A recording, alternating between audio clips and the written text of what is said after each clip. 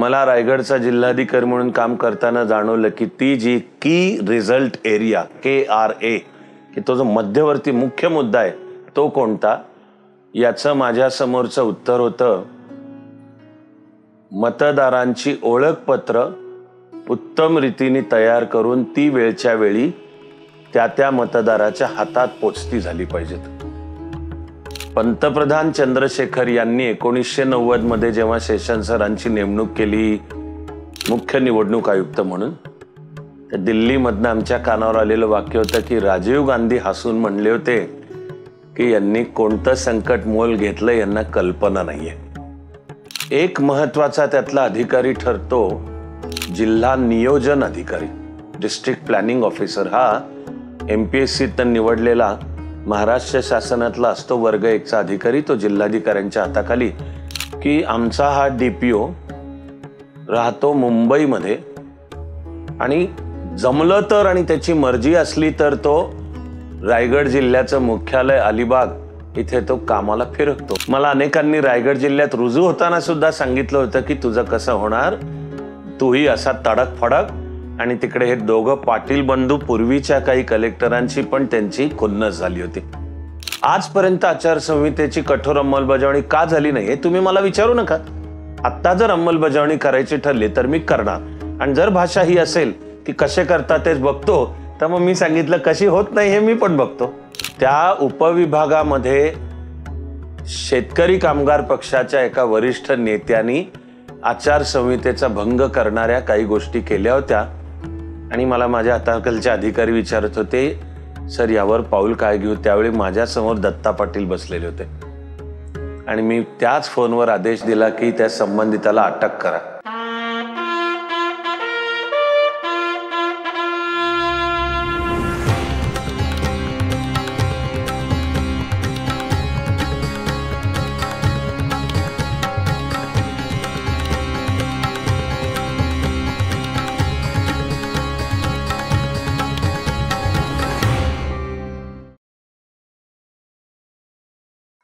जिल्हाधिकारी या नात्याने आपल्याला जिल्ह्यामध्ये एकूण प्रशासन, त्याची कार्यपद्धती यामध्ये आमूलाग्र बदल घडवून आणून एक लोकाभिमुख प्रशासनाचा आदर्श दाखवून देऊ प्रत्यक्ष जमिनीवर, असं मनात बाळगून लागलो कामाला. आणि प्रशासकीय सुधारणांचे हे सगळे प्रयोग, महसूल न्यायालय, गाव कचेरी, कार्यालयीन कार्यपद्धतीतले, महाराष्ट्राचं बोलायचं तर ज्याचं लखीना पॅटर्न नाव पडलंय, सातारा जिल्ह्यात आधी त्यावेळचे जिल्हाधिकारी VP राजा यांनी पण तो करून दाखवला होता. तो आधारित आहे ब्रिटिशकालीन 1923चं अँडरसन्स मॅन्युअल, की जिल्हाधिकारी आणि एकूण शासकीय कार्यालय कशी चालली पाहिजे त्याचं व्यवस्थापन. ते सगळं अभ्यास करून काळानुसार त्याच्यात आवश्यक ते बदल करून अधिक गतिशील. शिवाय त्याला साक्षरता चळवळीची जोड, महिलांचं संघटन गाव पातळीला उभं करण्याची जोड, त्या दृष्टीने मग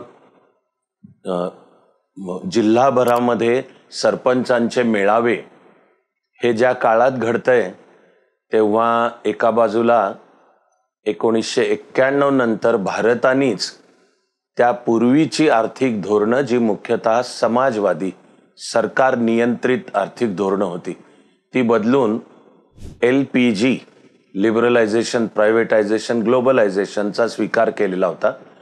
आणि आता महाराष्ट्रासहित जिल्हा पातळीपर्यंत त्याचे परिणाम दिसू लागलेले होते. होणारे बदल ते आत्मसात करून जिल्ह्याच्या प्रशासनाला सर्व गती द्यायची असं काम सुरू झालं.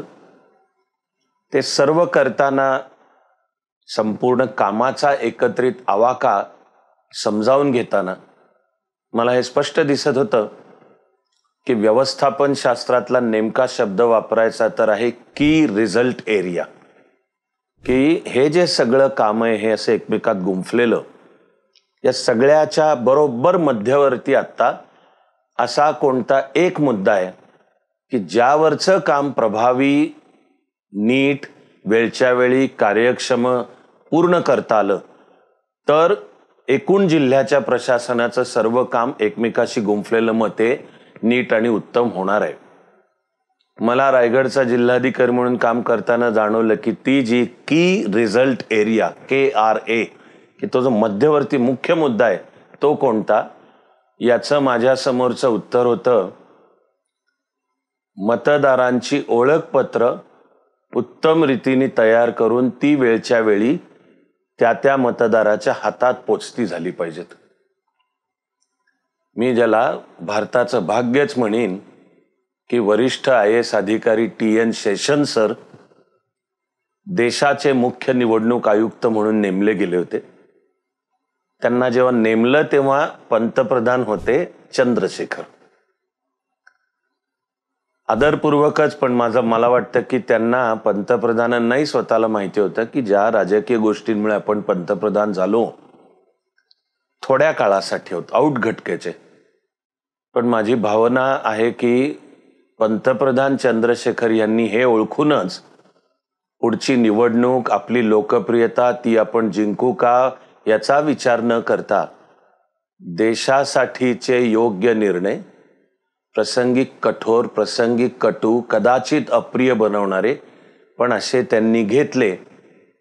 त्यातला एक निर्णय TN शेषन सरांना मुख्य निवडणूक आयुक्त म्हणून नेमणे. दिल्लीमधून आमच्या कानावर अशी प्रतिक्रिया पण आली होती की शेषन सरांची मुख्य निवडणूक आयुक्त म्हणून नेमणूक झाल्यावर माजी पंतप्रधान राजीव गांधी, ज्यांच्या काळात शेषन सर आधी कॅबिनेट सेक्रेटरी म्हणजे संपूर्ण भारताच्या सरकारी व्यवस्थेचे सर्वोच्च प्रमुख आणि सरकारी नियमानुसार निवृत्त झाले, तरी राजीव गांधींनी पंतप्रधान असताना त्यांना पंतप्रधानांचे विशेष अधिकारी अशा पदावर नेमलेलं होतं. पंतप्रधान चंद्रशेखर यांनी 1990 मध्ये जेव्हा शेषन सरांची नेमणूक केली मुख्य निवडणूक आयुक्त म्हणून, तर दिल्लीमधनं आमच्या कानावर आलेलं वाक्य होतं की राजीव गांधी हसून म्हणले होते की यांनी कोणतं संकट मोल घेतलं यांना कल्पना नाहीये. पण TN शेषन सरांनी मुख्य निवडणूक आयुक्त म्हणून काम करून हाती जो काही राज्यघटना आणि कायद्याच्या चौकटीतलाच पण चाबूक हाताशी धरला, त्यांनी ज्या अनेक गोष्टी केल्या, त्यांनी भारताच्या निवडणूक प्रक्रियेवर मोठा प्रभाव टाकला. एकूण आपली लोकशाही आणि राजकारणाचं पुढचं दुर्दैव आहे ते अजूनही चालू आहे. पण एका घटनात्मक पदावर काम करताना ज्या पदाला 6 वर्षाची मुदत आहे की एकदा त्यावर नेमलं की काढता नाही येत, तर खरोखर TN शेषन सरांनी सुद्धा अशा पदावर कामाची संधी मिळाल्यावर एक आदर्श, एक मानदंड उभा करून दाखवला की राज्यघटना तीच, त्यातलं कलम 324 जे निवडणूक आयोगाच्या आणि मुख्य निवडणूक आयुक्तांच्या अधिकार कर्तव्याबद्दल बोलतं तेच. लोकप्रतिनिधित्वाचा कायदा 1950 आणि 1951 हे 2 वेगळे, ते कायदेही तेच. आणि मग त्या कायद्याखाली झालेले वेगवेगळे जे नियम, उपनियम, पोटनियम, उदाहरणार्थ मतदारांची नोंदणी कशी करायची याचे स्वतंत्र नियम आहेत. प्रत्यक्ष निवडणूक जी घ्यायची त्याचं व्यवस्थापन, त्याचं प्रशासन प्रक्रिया खूप गुंतागुंतीची आहे, पण मी म्हणणारे चित्तथरारक आहे, त्याचे वेगळे नियम आहेत. किंवा जी निवडणूक विषयक आचारसंहिता ती लोकप्रतिनिधित्वाच्या कायद्याखाली पण आहे आणि ज्या नियमांचं नाव आहे कॉन्डक्ट ऑफ इलेक्शन रूल्स त्याच्या खाली पण आहे. आता शेषन सर CEC मुख्य निवडणूक आयुक्त व्हायच्या आधी हे सगळं होतंच आणि स्वतंत्र भारताचा चे पहिले मुख्य निवडणूक आयुक्त हे आणि पुढचेही सर्व अधिकारी कर्तबगारच होते. पण काहीसं त्यांनी जी मूळची सरकारी यंत्रणेची भूमिका आहे की पडद्यामागं राहून त्यांनी शांतपणे काम करायचं असतं. शेषन सरांची कार्यपद्धती त्यापेक्षा वेगळी होती आणि ती इन युअर फेस, अतिशय आक्रमक, त्यांचं स्वतःचं व्यक्तिमत्व सुद्धा सर्वोच्च आत्मविश्वास, त्यानंतर बोलण्याची कामाची सुद्धा शैली अतिशय आक्रमक, नो नॉनसेन्स आणि आक्रमकच शैली. पण आधी पुण्यात अतिरिक्त जिल्हाधिकारी म्हणून मी काम करताना आणि मग रायगडचा जिल्हाधिकारी व्हायची संधी मिळाली तेव्हा हे सगळ्याकडे बघताना माझी पण धारणा होती की ते उचलतायत ती पावलं भारताची लोकशाही बळकट करणारी, भारताची लोकशाही पुढे नेणारी, सामान्य मतदाराचं सुद्धा स्थान बळकट करणारी आहे आणि आपल्याला जिल्हाधिकारी या नात्याने त्यामध्ये आपला खारीचा वाटा उचलता आला तर त्यामधला आनंदच आहे. त्यामुळे जिल्हाधिकारी म्हणून काम करताना माझ्या कामाची सगळ्यात मध्यवर्ती निर्णायक की रिझल्ट एरिया होता हे निवडणुकीचं व्यवस्थापन जी येऊ घातली होती महाराष्ट्र विधानसभा. त्यामध्ये देशाचे सर्वोच्च अधिकारी या नात्याने मुख्य निवडणूक आयुक्त जे आदेश देत आहेत त्यांचं वेळच्या वेळी जिल्ह्यामधलं पालन उत्तम गुणवत्तेने आणि वेळेत झालं पाहिजे. इथे मी लक्षही केंद्रित केलं आणि लोकाभिमुख प्रशासनाचे सगळे प्रयोग नीट आणून त्याच्याशी जोडले. आता ते यशस्वी करायला मग एक महत्वाचा त्यातला अधिकारी ठरतो जिल्हा नियोजन अधिकारी, डिस्ट्रिक्ट प्लॅनिंग ऑफिसर. हा MPSC निवडलेला महाराष्ट्र शासनातला असतो वर्ग 1चा अधिकारी. तो जिल्हाधिकाऱ्यांच्या हाताखाली.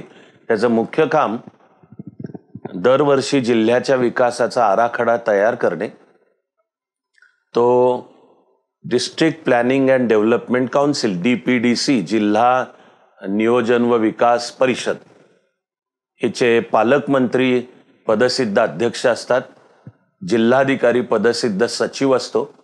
तर हा जिल्ह्याच्या विकासाचा वार्षिक आराखडा तयार करणे, तो या DPDC समोर मांडणे, मान्य करून घेणे आणि दर 3 महिन्याला जिल्ह्याच्या विकासाचे जे त्या वर्षात ठरलेले सगळे उपक्रम आणि विकासाचे कार्यक्रम आहेत ते नीट वेळच्या वेळी उत्तम गुणवत्तेने होत आहेत ना, या सगळ्यावर देखरेख असं त्या DPO डिस्ट्रिक्ट प्लॅनिंग ऑफिसरचं काम असतं. मी त्या दृष्टीने ऑक्टोबरमध्ये कार्यभार स्वीकारताना म्हणतोय की पहिले 4-5 महिने आपल्या आर्थिक वर्षाचे तर होऊन गेले. कोकणामध्ये मॉन्सून आणि मुसळधार पावसांमध्ये विकासाची कामं सुरू करायला थोडा वेळ लागतो, पण त्याची तयारी आधीपासून करून एकदा मॉन्सून संपला की आपल्याला गतीने ते करता आलं पाहिजे. या दृष्टीने पावलं टाकताना मला लक्षात आलं की आमचा हा DPO राहतो मुंबईमध्ये आणि जमलं तर आणि त्याची मर्जी असली तर तो रायगड जिल्ह्याचं मुख्यालय अलिबाग इथे तो कामाला फिरकतो. मी जिल्हाधिकारी म्हणून माझ्या कार्यालयात बसून काम करताना अशा वेळा आल्या की मी म्हणतोय की मला जिल्हा नियोजन अधिकारी माझ्यासमोर आलेला हवाय. तर जे निरोपांना ज्या माझ्या समजा शिपायला मी सांगितलं तो 1 मिनिटांनी येऊन सांगायचा आज ते आले नाहीये. आणि असं मी एकदा बघतोय, 2दा बघतोय, 3दा बघतोय. मग एके वेळी सरकलो की आले नाहीत म्हणजे हा जिल्ह्याचा एक मुख्य की पॉइंट आहे अधिकारी, हा आलेला नाही, हा काय प्रकार आहे. तर माझ्या भोवती वावरणारे माझे सचिव आणि आणखीन 1-2 वर्ग 1चे अधिकारी होते. त्यांना लक्षात आलं मी सरकलोय हे. तर एक जी सरकारी खास एक सौजन्याची आणि शहाणपणाची पद्धत असते त्यांनी मला हळूच थोडा धोक्याचा इशारा दिला की त्याच्यापासून जरा सांभाळून. त्याचे वरपर्यंत हात पोचलेत. अनेक कॅबिनेट दर्जाच्या मंत्र्यांशी वगैरे त्याच्या ओळखी पाळखी आहेत आणि काहीतरी बोलायला झालं आणि काहीतरी होऊन बसेल. मला याची सवय होती, माझ्यावर या गोष्टींचा काही परिणाम नाही. त्यामुळे मग मी निरोप दिला की आता त्यांना सांगा की उद्या इतक्या वाजता मी बोलवलंय भेटायला. ते सांगितल्यानुसार ते आले आणि मी अनिर्बंधपणे त्यांची कंप्लीट बिनपाण्याने केली. ह्या दम देण्यास सकट की तिकडं मला राजकीय कॉन्टॅक्ट्स वगैरे सांगायचं नाही. मी काय माझ्या घरी भाजीपाला आणायला सांगत नाहीये. इकडं जिल्ह्याचं काम आहे आणि मुख्यालयातले तुम्ही अधिकारी आहात या नात्याने तुम्ही कामाच्या ड्युटीच्या वेळामध्ये तुम्ही मुख्यालयात असणं आवश्यक आहे. ते जर नसलात तर कुठे ड्युटीवर आहात आम्हाला कळणं आवश्यक आहे. आणि मी ऐकून घेणार नाहीये आणि मी कठोर कारवाईचा इशारा दिला. दुसऱ्या दिवशीपासून त्यांचं काम नीट व्यवस्थित सुरळीत. कार्यभार स्वीकारण्याच्या दिवशी सुद्धा मी माझ्या अख्ख्या टीमला मुळे हे पहिलंच वाक्य दम देणारे सांगितलं होतं की विशेषतः मतदार ओळखपत्रांचं काम 31 डिसेंबर पूर्वी शेषन सरांनी सांगितलंय. आपलं काम आहे त्याच्या 1 दिवस आधी नाहीतर तुमच्या नोकऱ्या धोक्यात आहेत. तर वर्ग 1चाच अधिकारी असतो जिल्हा निवडणूक निर्णय अधिकारी, डिस्ट्रिक्ट इलेक्शन ऑफिसर. ते जे गृहस्थ माझ्या हाताखाली काम करणारे होते, हे मला जाणवलं मनाने चांगले होते, पण असे उतार वयाकडे आलेले. सगळं त्यांचं बोलणं वागणं चालणं असं थकल्यासारखं असं त्यांचे डोळे, आणि जो कामातला असा चटपटीतपणा आणि वेग अपेक्षित होता तो जरा काय त्यांना काय सोसवत नव्हता तो. तेव्हा माणूस चांगला हे लक्षात घेऊनच पण मग मी त्यांना समोर बोलवून समज दिली की हे चालायचं नाही. आपल्याला करायची ती उद्दिष्ट आणि कामं वेळच्या वेळीच पूर्ण करायची आहेत आणि मला तुमच्या कामामध्ये अधिक गती येणं अपेक्षित आहे. त्यांनी पण प्रसन्नपणे हसून तो मुद्दा समजावून घेतला. अजिबात असा काही हे मला कसं काय बोलतायत टाईपचं न करता ती प्रतिक्रिया या पहिल्या जिल्हा नियोजन अधिकाऱ्याची होती, पण तो जागेवर आला. यांनी पुढच्या काळामध्ये खरंच कष्ट घेऊन, कळायचं अनेकदा की ते आता दमलेत काम करता करता, पण शैथिल्य चालणार नाही, त्यामुळे ते करू देत. पण त्यांनी पुढच्या काळामध्ये त्यांनी मनापासून काम केलं. येऊ घातलेल्या विधानसभा निवडणुकांच्या दृष्टीने निवडणूक कायद्यानुसारच मतदार याद्यांचं सविस्तर पुनरीक्षण काम चालू होतं, डिटेल्ड रिव्हिजन. आधी वेळोवेळी लोकसभेच्या निवडणुका झाल्या होत्या, त्यातली शेवटची झालेली 91च्या एप्रिल मे ज्या काळामध्ये माजी पंतप्रधान राजीव गांधी यांची दुर्दैवाने हत्या झाली. आता महाराष्ट्राच्या विधानसभा येऊ घातल्या होत्या, तर मग निवडणूक कायद्यात व्यवस्था आहे की त्यापूर्वी मतदार याद्यांचं रिव्हिजन, छान मराठी शब्द आहे पुनरीक्षण, आणि त्या पुनरीक्षणाचे 2 प्रकार असतात. एक समरी म्हणजे थोडक्यात केलेलं, तर त्याचा अर्थ आहे की मतदार याद्या पाहून आलेल्या रिपोर्टनुसार दुर्दैवाने जे मतदार दरम्यान निवर्तले त्यांची नावं काढणे, आणि वय वर्ष 18 पार झालेलं असेल तर रेकॉर्डनुसार कागदोपत्री पुरावे की त्यांची नावं जोडणे. पण आता जी विधानसभा निवडणूक महाराष्ट्राची तोंडावर होती, त्यात निवडणूक कायद्यानुसार सविस्तर पुनरीक्षण आवश्यक होतं, डिटेल रिव्हिजन. समरी रिव्हिजन नाही, हे डिटेल्ड रिव्हिजन, आणि ते जिल्हाभर चालू होतं. त्यावेळी केंद्रातनं आदेश स्वतः मुख्य निवडणूक आयुक्तांचेही होतेच, पण जिल्हा पातळीलाही त्या आदेशांना अनुसरून आम्ही काम सुरू केलं या मतदार याद्यांचं सविस्तर पुनरीक्षण. तेव्हा त्याचा अर्थ आहे की मतदार यादीत असलेला खरंच एक उमेदवार मतदार खरंच आहे ना, तो जिवंत आहे ना, तो भारतीय नागरिक आहे ना, इत्यादी. बांगलादेशी घुसखोरांची समस्या त्यावेळेपर्यंत देशभर पसरलेलीच होती, म्हणून आम्ही मतदार याद्यांचं पुनरीक्षण चालू केलं जसं देशभर चालू होतं.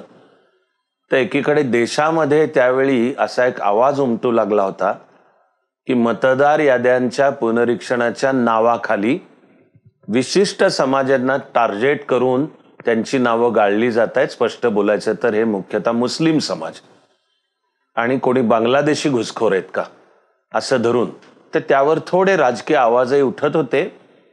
इथपर्यंत की महाराष्ट्राचे त्यावेळचे मुख्यमंत्री पण स्वतः पवार साहेब प्रतिनिधी मंडळ घेऊन मुख्य निवडणूक आयुक्त शेषन सर मुंबईत आलेले असताना त्यांना जाऊन भेटून त्यांनी की हे मतदार याद्यांच्या पुनरीक्षणाचं जे काम चालू आहे त्या नादामध्ये कुठेतरी नेम धरून मुस्लिम समाजाची नावं गाळली जात आहेत अशी एक त्यांनी तक्रार शेषन सरांच्याकडे केली होती. देश किंवा राज्यात हे चालू असताना आम्ही रायगड जिल्ह्यात मोठ्या प्रमाणात नावं मतदार याद्यांमधनं गाळली. आणि ते मोठं प्रमाण म्हणजे किती आहे, तर जर सरासरी एक विधानसभा मतदारसंघ त्यातल्या मतदारांची त्यावेळची संख्या जर 1.5 ते 2 लाखाच्या आसपास मानली, तर आम्ही मतदार याद्यांचं पुनरीक्षण करून गाळलेल्यांची संख्या जवळजवळ एका अख्ख्या मतदारसंघा एवढी होती. आणि त्यामध्ये सुद्धा मोठ्या प्रमाणात कागदावर वाचणारी मुस्लिम नावं गाळलेली होती. पण मला आनंद आहे की रायगड जिल्ह्यामधनं एक सुद्धा अशी तक्रार नाही की मी हा भारतीय नागरिक आहे, नाव धर्म यांनी मी मुस्लिम आहे पण बघा माझं नाव कसं गाळलं, एक सुद्धा त्याची तक्रार नाही. याचं कारण आम्ही सर्व जिल्हा प्रशासन एकत्र आलो होतो. मी मागच्याही गोष्टीत म्हणालो तसं मी जिल्ह्याचे पोलीस अधीक्षक माधवराव कर्वे आणि जिल्ह्याचा मुख्य कार्यकारी अधिकारी जिल्हा परिषदेचे मनोज सोनिक, आम्ही तिघं एकत्र आम्ही तालुक्या पातळीतल्या आणि जर तिथे एकत्र समजा मुस्लिम समाज आहे तर त्यांच्यात जाऊन त्यांचे जे प्रमुख समाजातले धुरीण यांच्या बरोबर त्या वस्त्यांमध्ये बसून कार्यपद्धती समजावून सांगून सहकार्याचं आवाहन केलं होतं.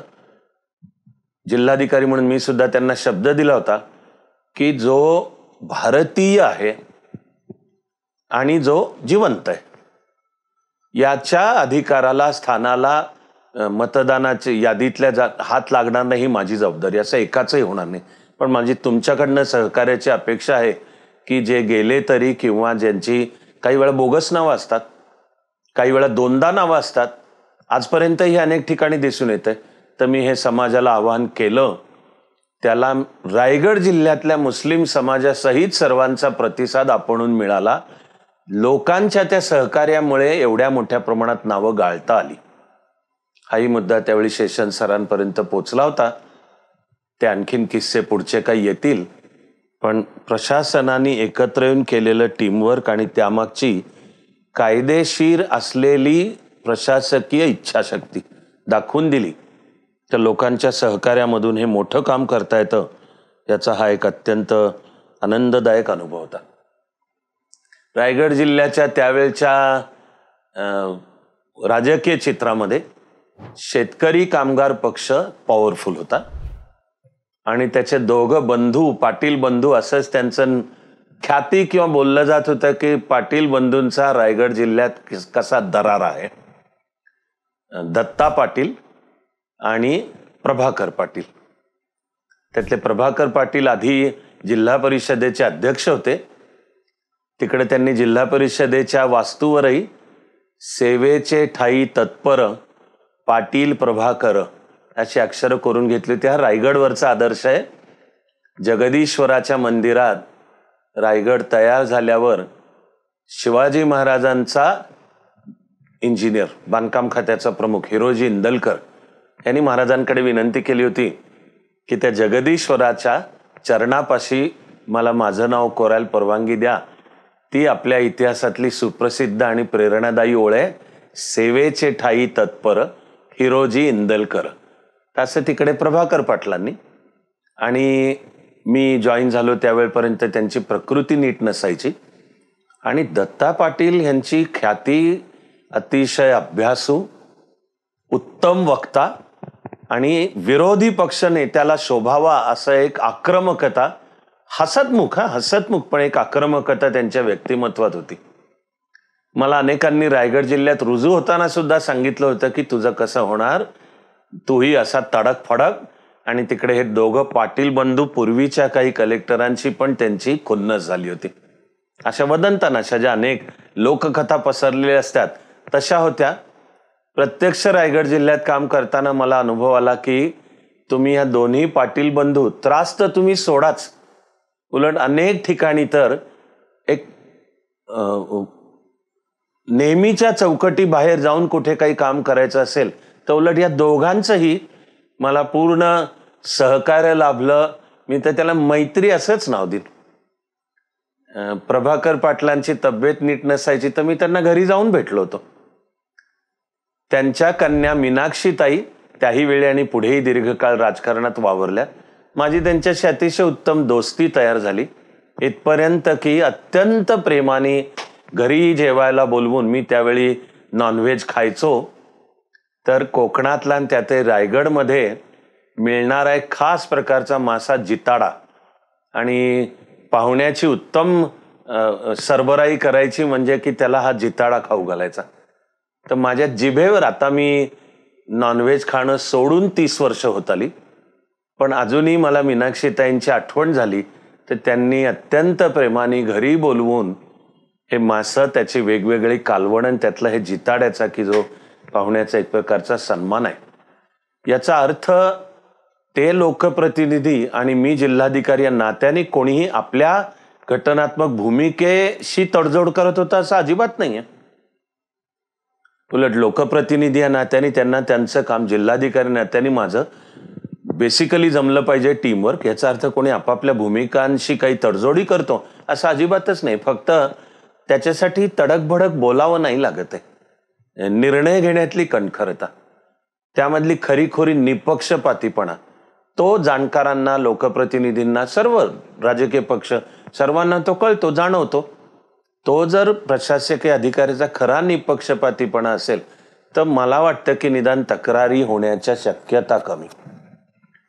कॉम्रेड दत्ता पाटील यांनी तर हा अविनाश धर्माधिकारी आपल्या जिल्ह्याचा जिल्हाधिकारी आलाय म्हणून त्यांनी आवर्जून माझं पुस्तक जे 1989 मध्ये प्रकाशित झालं होतं, सदाशिवराव तिनयकर सरांच्या हस्ते अस्वस्थ दशकाची डायरी, तर कॉम्रेड दत्ता पाटील यांनी ते मिळवून स्वतः वाचलं. एकेवेळी माझी वेळ विचारून प्रसन्नपणे भेटले आणि त्या पुस्तकाविषयी माझ्याशी त्यांनी चर्चा केली. अभ्यासू म्हणजे कसा असतो हे पनवेलचे आमदारही त्यावेळचे दिबा पाटील, ज्यांचं नाव आता तिथे होणाऱ्या विमानतळाला दिले जाते, अत्यंत सभ्य, अतिशय सुसंस्कृत, प्रचंड अभ्यासू माणूस. दिबा पाटलांची सुद्धा विधानसभेतली भाषणं सत्ताधारी पक्षाचे सुद्धा मंत्री आणि आमदार मनापासून ऐकत असत. हे त्या काळातले ते सर्व माझे त्या सगळ्यांशी उत्तम ऋणानुबंध त्याही वेळी तयार झाले, ते आजपर्यंत सुद्धा. दत्ता पाटलांनी माझ्याशी अस्वस्थ दशकाची डायरीवर चर्चा करताना त्या पुस्तकातला न आवडलेला भाग सुद्धा सांगितला. ते मी समजू शकतो. याचं कारण त्यांची विचारधारेची बैठक मार्क्सवादाची आहे आणि व्यक्ती म्हणून माझी काय, किंवा मी त्या पुस्तकामध्ये जे मांडलं आणि केलेलं कार्य, IAS व्हायच्या आधी 11 वर्ष जे युवक संघटना, ग्रामीण विकास, ते करताना देशभरचे प्रवासी जे, हे त्यांच्या विचारधारेशी जुळणारं नव्हतं. मी समजू शकतो.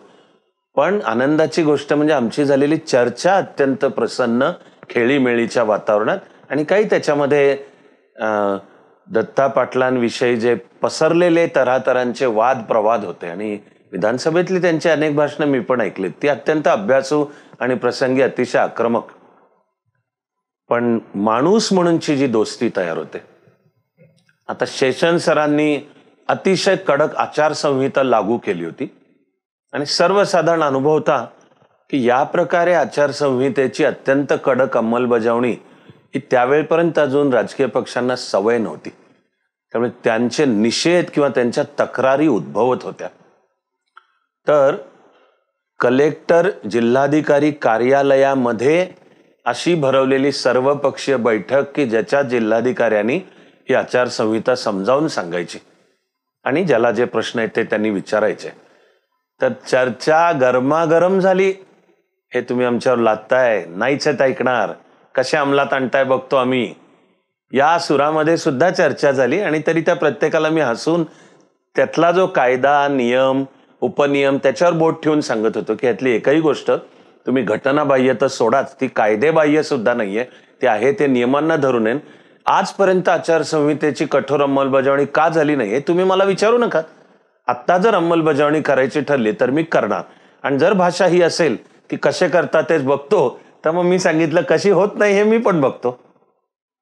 पण कायद्याचे जे सर्व प्रश्न उपस्थित केले त्याची मी उत्तरं दिली. तर बैठक संपताना दत्ता पाटलांनी उभं राहून असा हात पुढे केला की हात मिळवा. ते म्हणाले, माझ्या कायद्याच्या ज्ञानालाही तोडीस तोड पुरून उरेल आणि मी कायद्याच्या उपस्थित केलेल्या प्रश्नांना उत्तरे देतील असा अधिकारी आमच्या जिल्ह्याला लाभला, याचा मला आनंद आहे. आणि मग आमची दोस्तीच होती.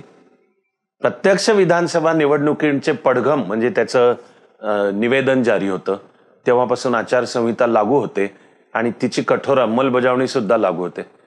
तर त्या काळात सुद्धा एक वेळ अशी आहे की काही विषय बोलायला समोर दत्ता पाटील बसलेले होते आणि मला माझ्या माणगावचा प्रांताधिकारी, तो त्यावेळी होता दिलीप पांढरपट्टे, हा स्वतः मराठीतला उत्तम कवी. पुढे त्यालाही कामाच्या अनेक मोठ्या एकाहून एक संधी मिळालेल्या आहेत. तर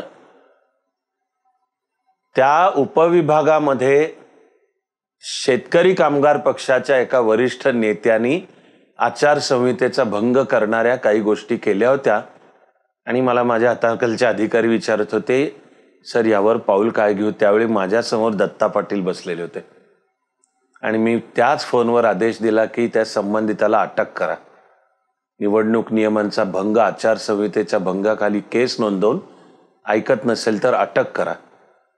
हे दत्ता पाटलांना समजलं, पण त्यांनी त्याचा काही व आमच्या नात्यामध्ये ताण येईल असा नाही, उलटे त्यांनी तुम्ही कायदा राज्यघटनेनुसार तुम्ही तुमचं काम चोख करताय याबद्दल तेव्हा सुद्धा आनंदाने प्रेमाने शेकहँड केला होता. निगेटिव्ह अनुभव माझे ह्या प्रकारचे अजिबातच नव्हते.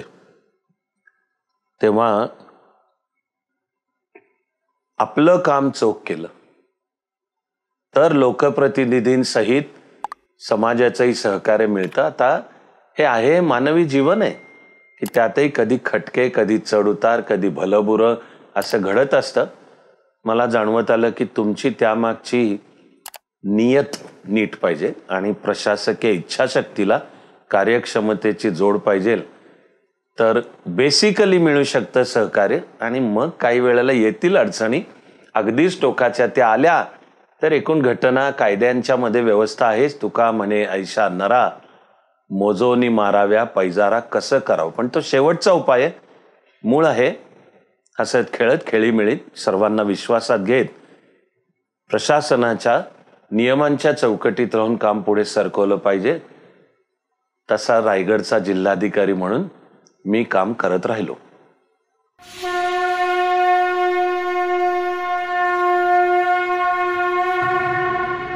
जरी एक अश्रू पुसायास आला, तरी जन्म काहीच कामास आला.